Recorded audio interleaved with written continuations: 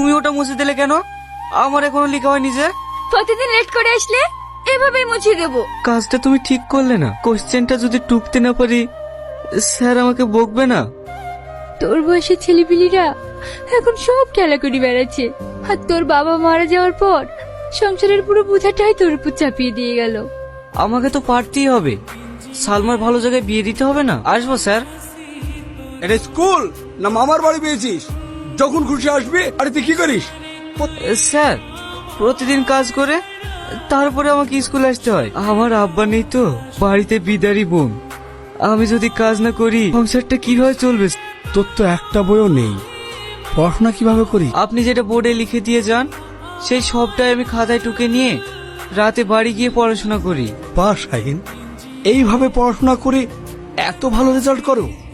আমি তোমাকে আশীর্বাদ করছি, তুমি অনেক বড় হবে। শাহিন, ওই দিনকার লেখাগুলো আমার মুছে দেওয়া উচিত হয়নি। আমি বুঝতে পারিনি যে তোমার বই নেই। গরিবকে দেখে তো সবাই মস্করা করে, তুমি বা করবে না কেন? না শাহিন, তুমি বিশ্বাস করো, আমি বুঝতে পারিনি। ওই দিনকার নোটগুলো আমার কাছে লেখা আছে, আও, তুমি লিখে নিও। আর এই বইগুলো তোমার জন্য কিনেছি। কিন্তু তুমি নাও ধরো তো, এবার আরো ভালো করে পড়াশোনা করবে, দেখবে তুমি অনেক বড় হবে। শাহিন, এত কষ্টের কাজ করে এটা নাও। তা মানে? আরে নাও তো, খাও। তুমি এত কষ্টের কাজ করো, চোখে না দেখলে আমি বুঝতেই পারতাম না। গরিবদের আবার কষ্ট এতটুকু তো করতেই হবে। আমি তোমাকে আর কোনোদিনই কষ্ট করতে দেব না। তুমি কি করে আটকাবে আমার কষ্ট? কেন? আমার ভালোবাসা দিয়ে। ভালোবাসা মানে? তুমি কি বলছো?